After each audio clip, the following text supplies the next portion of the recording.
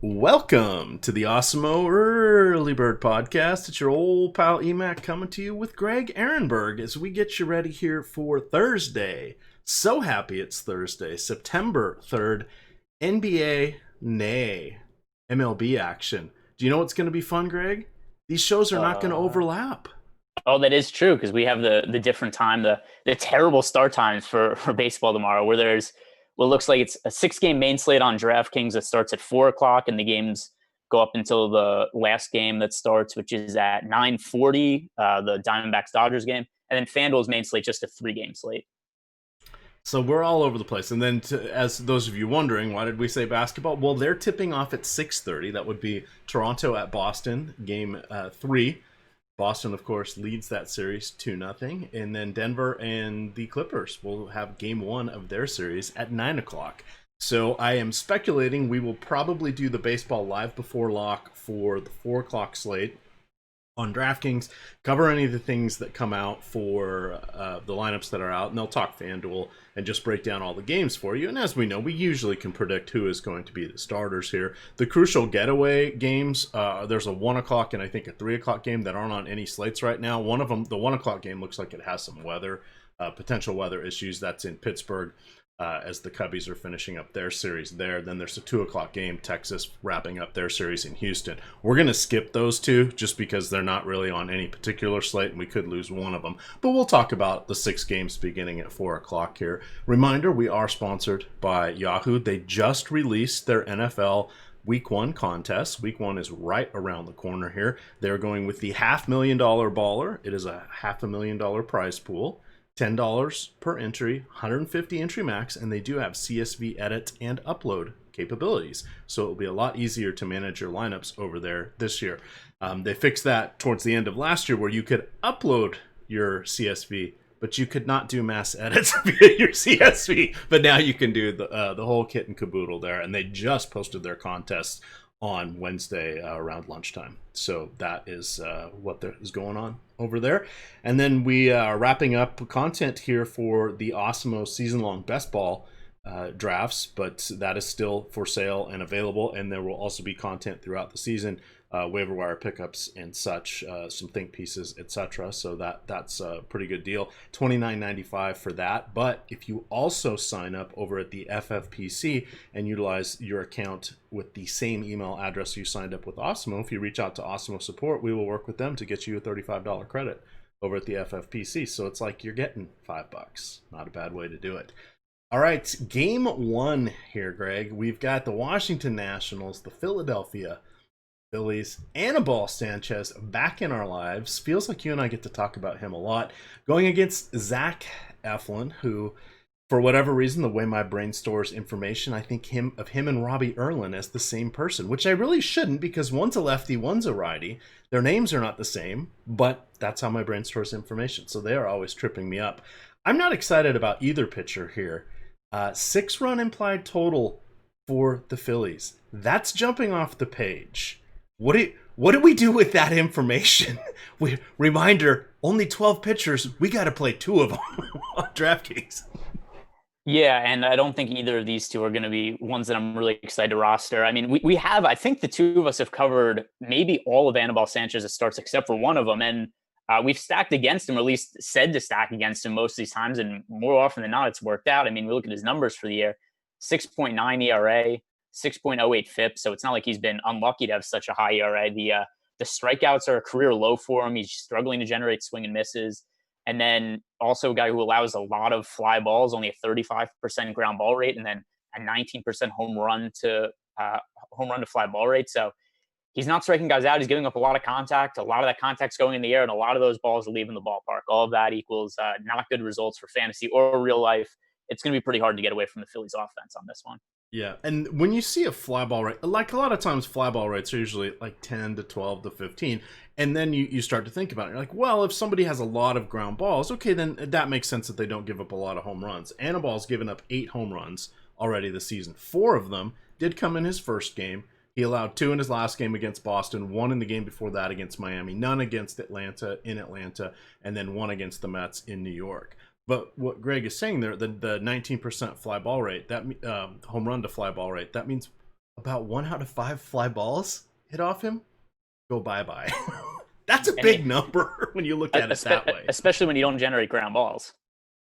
Correct. So they're not only are they getting him on profit margin, they're making it up with volume. It's like the exact opposite of Costco. So be careful. Be careful there. Anybody stand out in particular? Jay Bruce, probably a little Bryce Revenge Harper. He's got to pay him back for finally winning the World Series without him. Anybody in particular besides those two? Some of the righties, maybe. Yeah, so you mentioned Jay Bruce at 2,900. That's a price tag that immediately jumps out. Didi Gregorius at 4,400. He's hitting near the top of the lineup now. That's a reasonable price tag. Andrew McCutcheon's only 4,100. So those are the guys that I think make for the best per dollar plays. I mean, some of the more obvious guys like JT Realmuto and Bryce Harper, they're fine for stacks, but 6,000 for Harper and 5,100 for Realmuto. So it's hard to get a ton of them into lineups just because of those price tags. But they would certainly be viable. The guys that I want to be focusing on would be some of those cheaper bats. And then, like you mentioned, Jay Bruce being the best one relative to salary. All right. How about Eflin? 1.92 home run per 9 rate, 17.3% fly ball rate. That's since the beginning of 2018. Against 618 lefty righty matchups there. 35% hard contact rate. Nothing's lining up in his favor on this one. I guess, no, not even the 20.6% strikeout rate. That's kind of about league average ish. What are we doing from the national side? Because they're not quite getting the love. They only have 4.6 implied run total. I would have figured they'd be closer to 5 in this matchup, if not like 5.1, 5.2. All right, so now that we're talking, I'm looking at Eflin's stats. He's actually been really good this year. He has a 4.1 ERA, which, I mean, that's whatever, middle of the road, but the underlying numbers, 2.73 FIP, a 3.04 XFIP, 12.65 strikeouts per 9 innings. The walks are in check. It looks like Eflin's been a pretty solid pitcher with a little bit of bad luck. He's a 365 BABIP this year. So looking at all these numbers a little bit more, I think that Eflin at only 7,800 on DraftKings, maybe not somebody I'm thrilled to play against the Nationals, but given what the other options are on the slate, it looks like that he's a viable option as an SP2. So here's the interesting one. His last 2 starts back-to-back against Atlanta. So 2 starts ago, he went 5 1/3 innings, 3 earned runs, 6 strikeouts, 3 walks, 16 DK points. He got the win. Then back home in the next start, a few days later, he went 7 innings, 1 run allowed on a solo shot, 8 strikeouts, no walks. It's like he knew what they thought was coming from him, and he took care of business. Usually you don't see that. The second game usually is a anti-pitching performance by about 10%. If you look across all starts that are back-to-back, we tend to remember, though, they got blown up. Yeah, they don't always get blown up. It's surprising to see somebody handcuff the team, especially a team like Atlanta. But that goes to show when you kind of want to look at different data cuts here. I like to go back 2 years, especially for this volatile season. But as Greg is prudently pointing out here, we don't know exactly, even though we're 5 weeks into the season, and we're 60% done, we don't know exactly still where all these guys are. There have been people that have missed for COVID, normal, injury list times. We don't know exactly how built up some of these guys are. And then you've got other guys that are rolling in complete mid-season form that are just crushing everything. And then you've got price tags like they're rolling in mid-season form for guys that are getting 60 and 70 pitches. So we just got to be careful with all that. On to our next game here, Battle of New York, the Subway Series. We have J.A. Happ going against Robert Gesellman. You've got Happ coming in with, let's see, he's at 8,900. This is his 5th start of the season. He had 90 pitches, 75, 66 in his last 3. I'm not that excited. I actually believe in the Mets at this point. Yeah, so I like to throw around hashtag LOL Mets. I haven't done that once this year, and I barely did it last year. Yeah, they've been fine. Happ has not looked good this year. I mean, he only has a 4.05 ERA. We look at those underlying numbers: 6.15 FIP, a 6.10 XFIP, basically the same amount of walks and strikeouts. He's another guy buoyed by some odd BABIP here. 167 BABIP for J Happ in his limited outings this year. And then, like you said, also with the pitch count has been generally lower for him this year. He did go 90 pitches last start, so maybe that is full innings for him going forward. Also, that was a start against the Mets, and that was easily his best start of the season. But still, I look at those underlying numbers, and with the high walks, the low strikeouts, and then just really just a ridiculously low BABIP, I have to think that some regressions coming the way of Hap going forward, and I'm much more interested in the Mets side of the game than Hap as a pitcher. That I would definitely agree with here. Any bats stand out in particular? The reacquired Todd Frazier, JD Davis, assuming he continues to be. Are these? Am I on the right draft? How has DraftKings priced everybody 3,000 or less outside of Todd Frazier? Yeah, the pricing here is ridiculous. Like Pete Alonso, who hit a home run to Jupiter today, he hit. I think it was like the ninth home run in the history of Camden Yards hit to the upper deck. So maybe that's a good sign of things to come for Alonso. But yeah, the pricing here is ridiculous. I mean, Wilson Ramos, who's always hit left-handed pitching well, is 2,500. Pete Alonso's 3,000. I get that he hasn't been as good this year as he was last year, but that's a ridiculous price for him against a pretty middle of the road lefty. Todd Frazier 3,700. JD Davis 2,800. These are FanDuel prices on DraftKings. Yeah, these are really ridiculous prices. Like it's prices you would expect. These are the prices we used to get. Remember when like Prime Kershaw was pitching, and they would just be like, "Hey, everybody's 2,000 against them, and they're probably not going to hit anyway." That's how they're giving J Happ the Prime Kershaw treatment on DK, and it's a little weird. Yeah, that one is just out there. On the other side, you have Zellman here. He is 5,200. I'm bringing this up because, again, we got to play two pitchers. His last start, again, he's not going to go very deep, but he went 57 pitches. Prior to that, 47. Prior to that, 33. So I figure he's going to be in around that 60 range. They're not necessarily ramping him up to be a starter. They're comfortable with him just going out as an extended opener, but they're not worried about him qualifying for the win or anything like that. But the pricing is nice at 5,500. In the matchup against the Yankees, 4 strikeouts on those 57 pitches, allowed just 1 solo shot there. As a price play, I'm not going to hate on it. He's probably like a 10% guy for me. Any thoughts on him, or is he kind of a stay away? I like how we have a different. So Terry and I, the shows are good because he does FanDuel more and I do DraftKings. I think you and I have a different approach to pitching. I agree with your approach in normal years.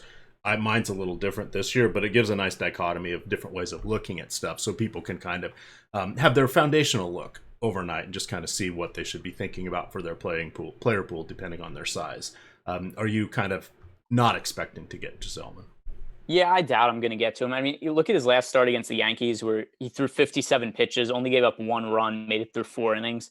I view that as like a ceiling outing for Giseleman, and he still only scored 12.6 DK points. So I just look at that, and it's hard for me to really realistically see the ceiling for him in a GPP that's going to make him on winning lineups. Like the path would be he does something similar to last game where he scores like 12 fantasy points, and then all the other pitchers just suck, which, I mean, that's always possible, but it's not really something that I'm going to bet on happening. I'm probably not going to have Giseleman in my player pool. Yep, and that makes sense. And the other counter move or reasoning on why I'm doing this is I'm searching to get the bats that are going to get the 2 home run game and luck into it by having more salary. Now, we just talked about how the Mets are essentially buy one, get one free, but literally they're buy one, get one free. But in kind of a more, what we've seen for the last 5 weeks in pricing, that's sort of been my strategy, just a different approach, embracing the variance in a slightly different way. So I'm looking at guys that are cheap for that second pitcher that aren't going to go negative. And I completely agree that I would be doing cartwheels for the 12 DraftKings point performance that he had in his last one. I'm hoping like a median outcome for me would be like 8, 9, 10 points, but not going negative. And if we just look ahead at some of our other key pitchers, we've got Kershaw, Dylan Cease. We already talked about Hap. Clevenger's going to be making his debut against the Angels. He's going to be wildly popular. You've got Andrew Haney, Zach Eflin, Anibal Sanchez, Danny Duffy, Martin Perez, Giseleman, and then an inexplicably cheap Taijuan Walker, who is going to be making his start for Toronto. Of those guys, who feels safe? Clevenger against the Angels, maybe. Dylan Cease against Kansas City. And I like to mix and match, but I'm looking at a bunch of guys that could potentially go negative. So playing this all the way through to connect the dots, that's where I'm getting to happen. Or I mean, Giseleman at that 10, 15% range. So just to think that all the way through for everybody listening, so they know where I'm coming from. Yeah, I'd rather roster Walker for $700 cheaper, and it doesn't necessarily mean that I think that he's safe by any means. I just think that he's probably a better pitcher than Gazelman. Easier matchup because the Red Sox offense hasn't been any good this year, and $700 cheaper. So all that considered, and also there's more pitch count upside for Walker. Yep. He's averaging 16 DK points per start this year. So at 4,800, I mean, if you get an average start for him, that's crushing relative to the other pitchers on this slate. Alrighty, let's leave these 4 o'clock games behind. We're on to the 7 o'clock hour. We have San Diego in Los Angeles, actually in Anaheim, taking on the Angels. Clevenger, as I mentioned, 8,700, making his debut. In his last outing, went 86 pitches. That was on August 26th. The one prior to that, he went 102 pitches. That was on August 5th. That's also when he went out, had a little bit of fun, and then got kind of suspended from the team, or not suspended, relegated down to the alternate training site because he broke safety protocols by going out after the game. And subsequently, he's been traded. Not really because of that, but that probably didn't help his cause. He's 8,700. What do you think his projected popularity is going to be on DraftKings? 50, 60%? It's so hard to say because, I mean, all right, so let's start with this. We haven't talked about him yet. Kershaw's by far going to be the most popular pitcher, right? Like, I feel pretty safe saying that as I'm looking at this right here. Kershaw, 10,300 plus matchup against the Diamondbacks. He's going to be the number one most popular. I think Taijuan Walker will draw a little bit of ownership all the way down to 4,800. Eflin could be popular. I'll say the Clevenger is going to be in the 35 to 40% range, and that's just throwing out a random number the night before, just because the options are so lacking. I think that people are going to look at Clevenger, new team, and I think people are just kind of drawn to the excitement of that and a little bit of narrative around that. At the same time, too, Clevenger is a really good pitcher, and it's hard to get away from him on a small slate where the pitching options aren't really all that good. So Clevenger this year, we don't have all that much information on him because like you said, he was relegated, and then he came back, kind of had a little bit of a showcase. Yeah, 86 pitches. He still looked pretty good, though. It was one of his better starts in years. Yeah. It was a tough matchup against the Twins. Still 6 innings, 6 strikeouts, 2 runs to just 1 walk. And earlier in the year, when he was struggling a little bit, the issue was control. So it's really encouraging to see him make it through 6 innings against the Twins with only 1 walk. I'm going to assume that Clevenger is going to be one of the better pitchers in the league going forward, just because he's been one of the better pitchers in the league the last few years. 8,700, I think the price tag's right on Clevenger. I like him a lot. Yeah, and his, strikeout rate over his last, that's Kershaw. Clevenger over his last 667 righties faced is 33%.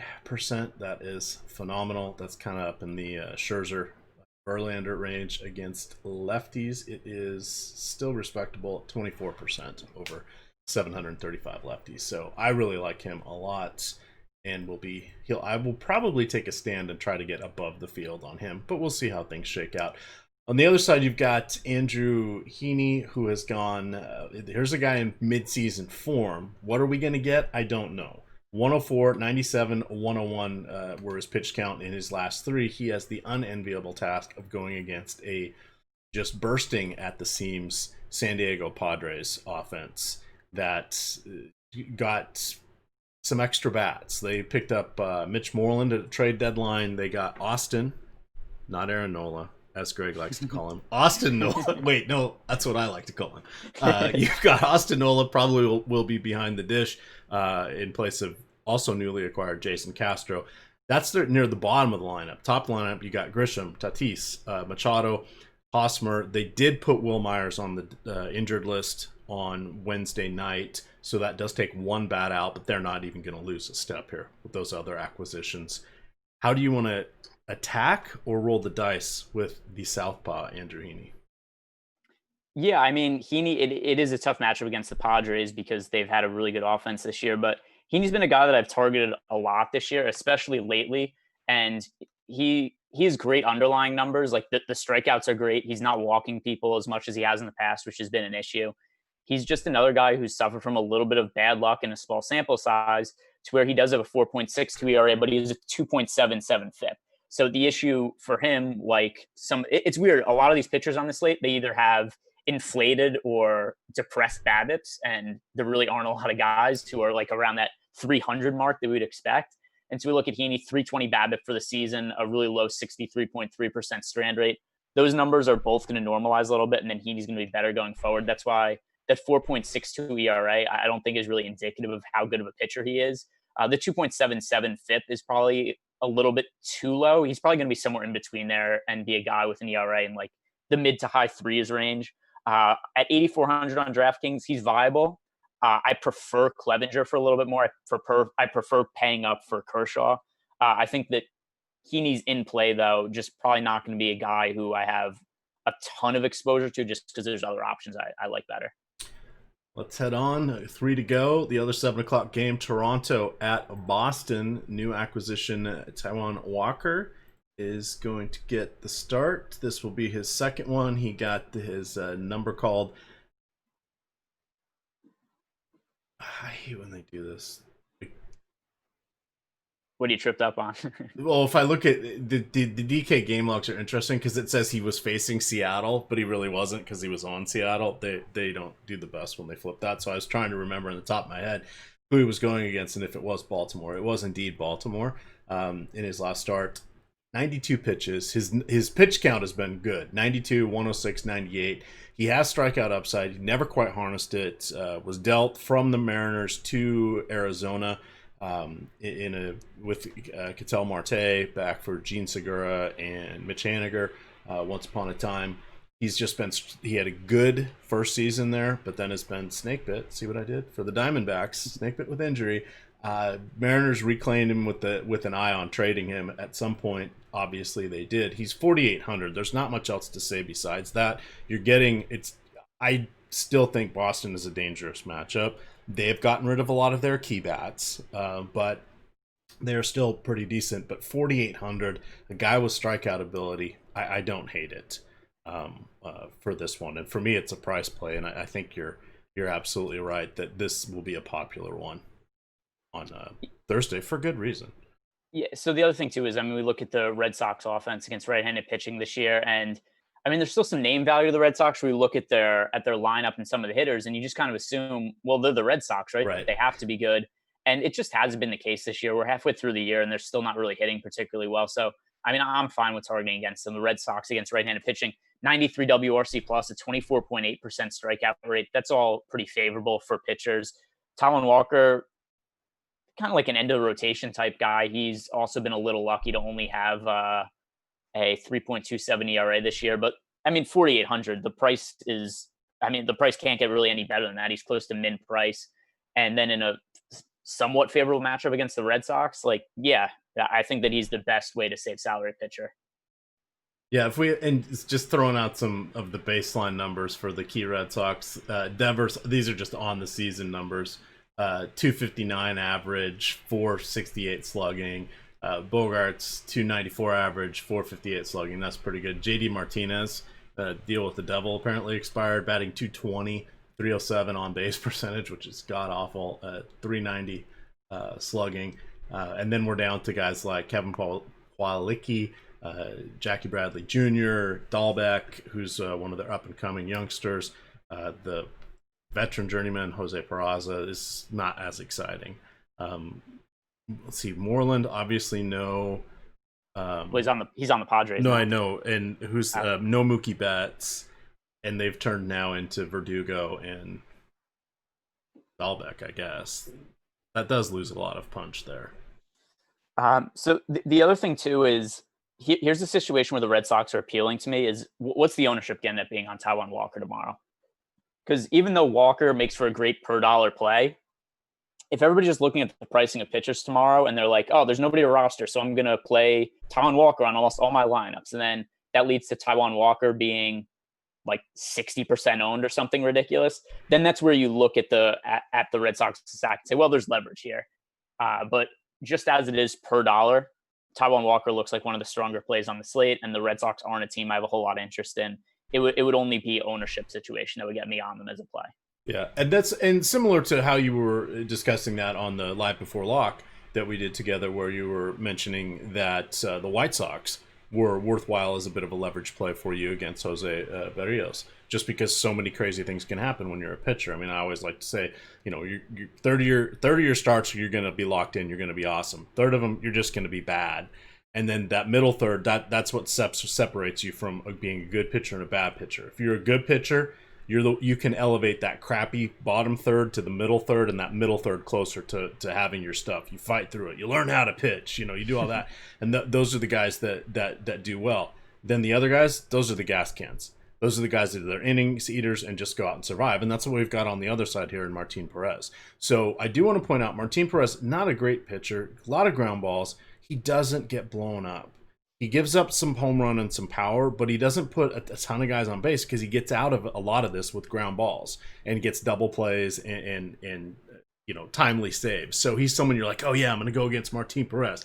You don't really want to roster him, but if you go full stack against him, you're going to be disappointed more often than not, in my opinion. But what is your approach with a Martin Perez type pitcher? So I think the other thing too is that it's not necessarily that the Blue Jays are the best offense or best team to target anyway. I mean, if we look at them against left-handed pitching this year, 111 WRC plus, so that's solid. That's fine. We can target them, but it's not a team that I'm dying to target either. It's probably going to be like a 4 or 5% owned stack for me, where it'll be like, hey, I'll have some of them because Martin Perez I don't think is a very good pitcher, but and like we still get the Boston bullpen. We still get that. That's true too.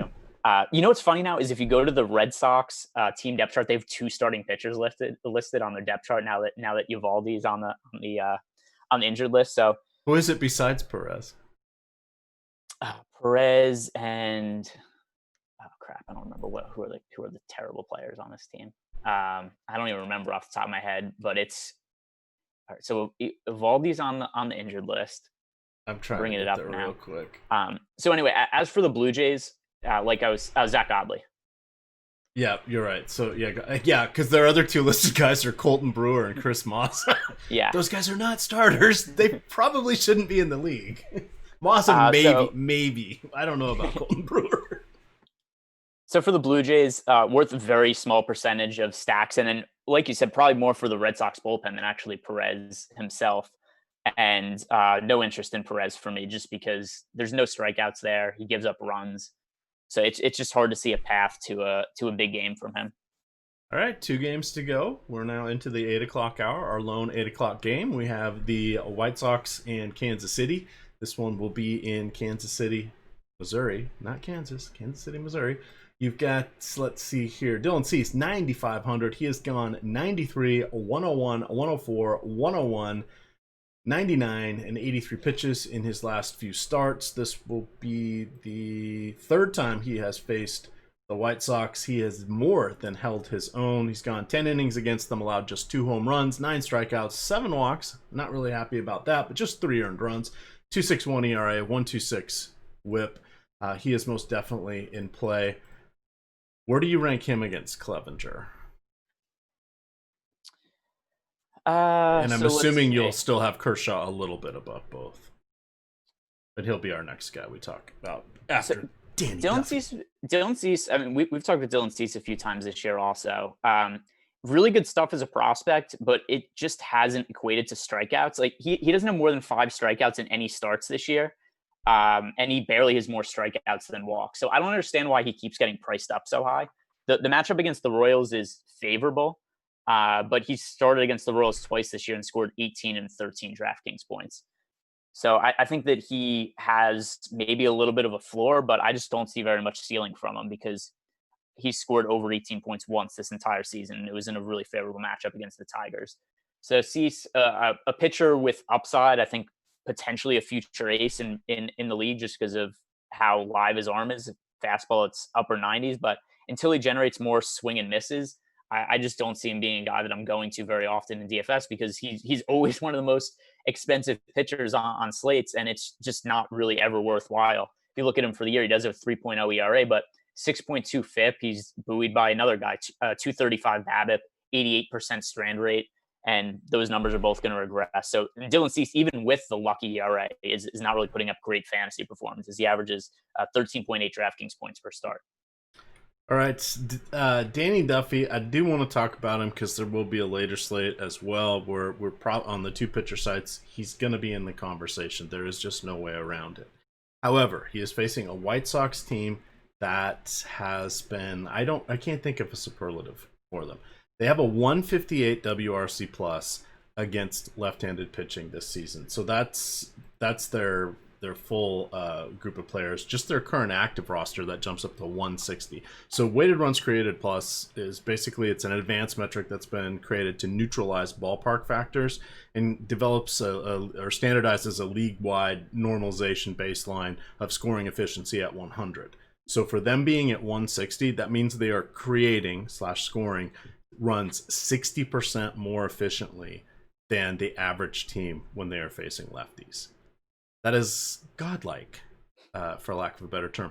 The Royals, not the Royals, the Astros, who I would put as one of the best teams against lefties over the last 3 years. If you look at their key guys over that time frame, including the garbage can time frame, they're at like 130, and they were like one of the highest we've seen. Now, granted, again, this is just this season, but that's freaking phenomenal. So Danny Duffy, this is a hard matchup for him.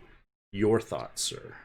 Yeah, so with that said, Danny Duffy, I mean, he scored 14 DraftKings points against the White Sox in his last start, and he scored at least 14 DraftKings points in all but 2 of his starts so far this season. So I think the 7,100 price tag is reasonable. He has 40 strikeouts in 35 innings for the year, so there's definitely the strikeout potential for him pretty much anytime he pitches.